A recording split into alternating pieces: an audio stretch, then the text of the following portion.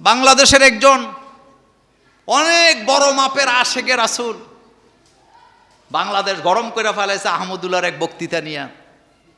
কিন্তু আজকে ৩-৪ দিন যাবত, গত একটা সপ্তাহ যাবত রাসূল কারীম সাল্লাল্লাহু আলাইহি ওয়াসাল্লামের ইজ্জতের উপরে আঘাত করে একজন পুলিশের লোক, তিনি তার ফেসবুকের মধ্যে অহরহ লিখে গেছেন, ওইটা নিয়ে বাংলাদেশের প্রথম শ্রেণীর আলেম ওলামারা প্রতিবাদের ঝড় তুলেছেন, কিন্তু ওই আশেকে রাসূলের কোনো বক্তব্য খুঁজে পাওয়া যায় নাই।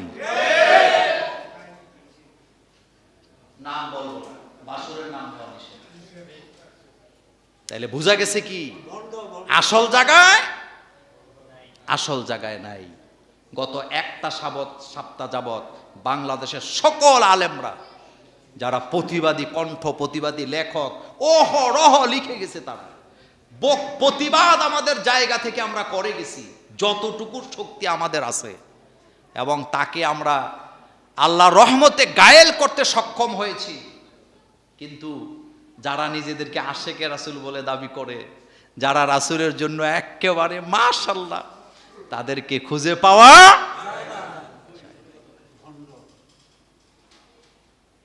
কবি নজরুল বলেছিলেন, রাসূলের অপমানে যদি কাঁদে না তোর মন, এরপরে কি মুসলিম নও তুমি মুনাফিকের দল। হযরত আনাস রাদিয়াল্লাহু তাআলা আনহু বলেন, আল্লাহ রাসূল বলেছেন, আমার চাইতে যদি তুমি কাউকে বেশি ভালোবাসো তুমি মুমিন হতে পারবা না। তুমি তোমার নিজের চাইতে আমি মুহাম্মদ সাল্লাল্লাহু আলাইহি ওয়াসাল্লামকে বেশি ভালোবাসতে হবে।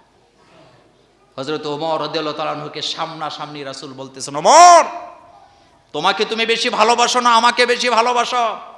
হযরত ওমর প্রথমে বললেন, হুজুর আমাকেই তো আমি বেশি ভালোবাসি। রাসূল বললেন, তুমি পাক্কা মুমিন হতে পারো নাই। 2 সেকেন্ড চুপ করে ওমর চিন্তা করলেন যে আসলে ঘটনাটা কি। এবার ওমর বলতেছে, আমি আমার আল্লাহর জাতের কসম করে বলি আমি বুঝতে পারি না জবাব। হুজুর আমি আমার জীবনের চাইতে আপনাকে বেশি ভালোবাসি, কারণ রাসূল গো আপনাকে কেউ কিছু বললে আমি জীবন দিতে দ্বিধা করি না।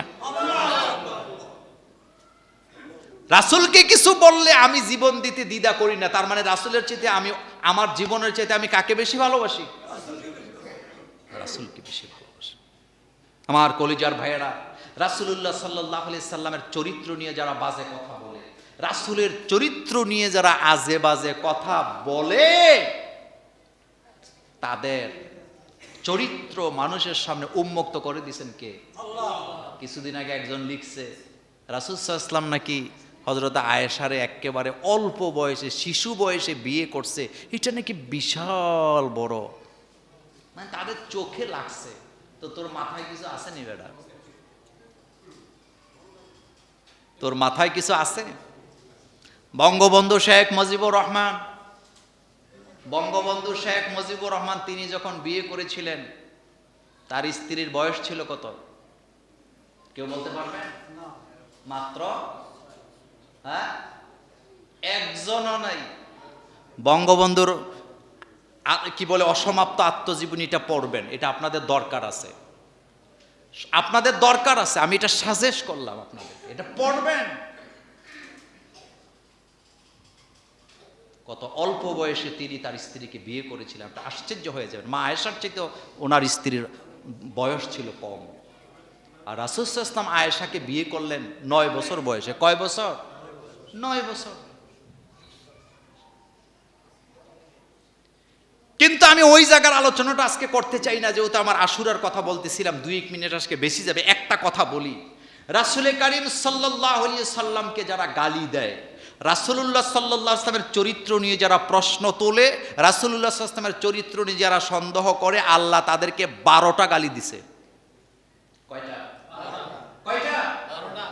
1 নাম্বার, রাসূল কারীম সাল্লাল্লাহু আলাইহি ওয়াসাল্লাম বলে কে যারা গালি দেয়, আল্লাহ পাক বলছেন উতুল্লিম বাদা যালিকা জানিম, আমার নবীকে যারা গালি দেয় তারা যারও সন্তান, তাদের পিতৃ পরিচয়হীন, তার বাপের পরিচয় নাই। এই কথা মোল্লার না আল্লাহর? রাসূল সাল্লাল্লাহু আলাইহি ওয়াসাল্লামকে আল্লাহ কত ভালোবাসে, আল্লাহ বলতেছে আমার রাসূলকে যে গালি দেয় তার বাপের ঠিক নেই। হেতে দৌড়ে গেছে তার মার কাছে যায়, কয় মা, মুহাম্মদ সাল্লাল্লাহু আলাইহি ওয়াসাল্লামের উপর ওহী নাজিল হয়েছে, আমি রাসূল মুহাম্মদের গালি দিছি, আমার নাকি বাপের ঠিক নাই। মা, তুমি তো আমার মা, তুমি বলো তো আসলে কি আমার বাপের ঠিক নাই? মা তখন মাথা নিচের দিকে দিয়ে রাখছে। কি বোঝা গেছে? কি বোঝা গেছে? ছেলে বলতেছে, মা কথা বলো, আমি অশান্তিতে ভুগছি, মুহাম্মদ সাল্লাল্লাহু আলাইহি ওয়াসাল্লাম যা বলছেন তা কি ঠিক?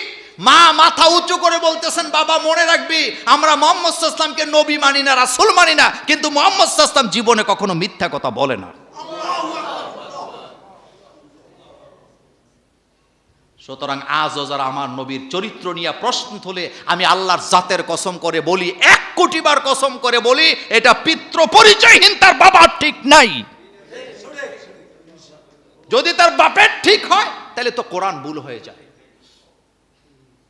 আল্লাহ পাক বলছেন, আমার নবীকে যারা গালি দেয়, 1 নম্বরে তারা পাগল, 2 নম্বরে উম্মাদ, 3 নম্বরে দুষ্ট প্রকৃতির লোক, 4 নম্বরে জারজ সন্তান। এগুলা সবগুলা সূরা কলমের মধ্যে আপনি পাবেন।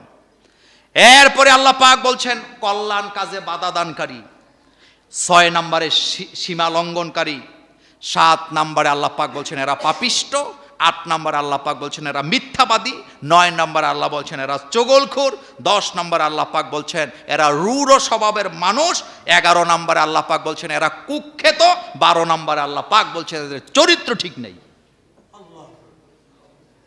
নবীকে নিয়ে কথা বলা, নবীর সামনে জোরে কথাও বলা যায়। মা আয়েশা রাদিয়াল্লাহু তাআলা আনহাকে রাসূল যে বিয়ে করলেন 9 বছরে, মা আয়েশা কি বলতেছেন এই ব্যাপারে? আম্মা জান আয়েশা সিদ্দিকা রাদিয়াল্লাহু তাআলা আনহা বলেন, 9টা কারণে আমি অন্য নারীদের চেয়ে আলাদা, 9টা কারণে আল্লাহ আমাকে সম্মানিত করেছেন, অন্য নারীদের মতো আমাকে মাপা যাবে না। 1 নাম্বার, আমি আয়েশার বিয়ার ঘটকালি বা প্রস্তাব দিয়েছেন স্বয়ং জিবরাইল আমিন। সুবহানাল্লাহ। আস্তে আমাদের দেশের যারা ঘটকালি করে তারা তো ফতুয়া দেখো, 2-1টা মিথ্যা কথা পাওয়া লাগে, বলে কি না? আর আম্মা জান আয়েশা সিদ্দিকা রাদিয়াল্লাহু তাআলা আনহার বিয়ার প্রস্তাব স্বয়ং জিবরাইল দিয়েছেন, আর প্রস্তাবটা পাঠাইছে কে? আল্লাহ। বুখারীর হাদিসে আসছে, রাসূল বলেন, আয়েশা তোমাকে বিয়ে করার আগে একাধিকবার আল্লাহ আমাকে তোমার ছবি দেখাইছে। সুবহানাল্লাহ। আস্তে, এটা বুখারীর হাদিস বলতেছি আপনাকে আমি। মা আয়েশা বলেন, রাসূল আমাকে বলেছেন, আয়েশা তোমাকে বিয়ে করার আগে আল্লাহ আমাকে ছবি তুলে তোমাকে আমি আল্লাহ কয়েকবার আমারে দেখাইছে। 2 নাম্বার, মা আয়েশা বলেন, আমি শ্রেষ্ঠ, রাসূলুল্লাহ সাল্লাল্লাহু আলাইহি ওয়াসাল্লাম আমাকে ছাড়া কুমারী কোনো মেয়ে বিয়ে করেন নাই। 3 নম্বরে মা আয়েশা বলেন, মৃত্যুকালে আল্লাহ রাসূল সাল্লাল্লাহু আলাইহি ওয়াসাল্লাম আমার উরুর উপরে মাথা দিয়ে শুয়েছিলেন। 4 নাম্বার, মা আয়েশা বলেন, আমার ঘরে রাসূলের দাফন। রাসূল সাল্লাল্লাহু আলাইহি ওয়াসাল্লামের রওজাটা এটা কার রোম? আয়েশার রোম। সুবহানাল্লাহ বলবেন না? মা আয়েশা বলেন, 5 নাম্বার, ফেরেশতারা আমার কাছে আসতেন, ফেরেশতারা আমার ঘরকে বেষ্টনী দিয়া রাখেন। 6 নাম্বার, মা আয়েশা বলেন, রাসূলুল্লাহ সাল্লাল্লাহু আলাইহি সাল্লামের সাথে আমি ছিলাম, আর আমার কম্বলের নিচে জিবরাইল আমিন ওহী নিয়ে এসেছে। 1 কম্বলে 3 জন। সুবহানাল্লাহ বাইজে। 1 কম্বলে কয়জন? মা আয়েশা বলেন, কম্বল একটার ভিতরে আমি, রাসূল সাল্লাল্লাহু আলাইহি ওয়াসাল্লাম, জিবরাইল আমিন ওহী নিয়ে আসছে। মা আয়েশা বলেন, রাসূল আমার ঘরে এই অবস্থায় জিবরাইল আমিন ওহী নিয়ে এসেছেন। এরপরে 7 নাম্বার, আমি রাসূলুল্লাহ সাল্লাল্লাহু আলাইহি ওয়াসাল্লামের বন্ধু এবং খলিফার মেয়ে, আমার বাবা রাসূলুল্লাহ সাল্লাল্লাহু আলাইহি ওয়াসাল্লামের বন্ধু হয়, খলিফাও হয়। 8 নম্বরে, আসমান থেকে আমার চরিত্রের সার্টিফিকেট দেওয়া হয়েছে। মা আয়েশা রাদিয়াল্লাহু তাআলা আনহার চরিত্রের সার্টিফিকেট কে দিছে? এই সার্টিফিকেটটা কোরআনে আছে না নাই? বিশাল 1 রুকু আয়াত নাযিল হয়েছে, আয়েশা তুমি পুত, তুমি পবিত্র। এরপরে 9 নাম্বার, আয়েশা বলেন, আল্লাহ পাক আমাকে সম্মানজনক রিজিকের ব্যবস্থা করে দিয়েছেন। সুবহানাল্লাহ, সুবহানাল্লাহ, সুবহানাল্লাহ।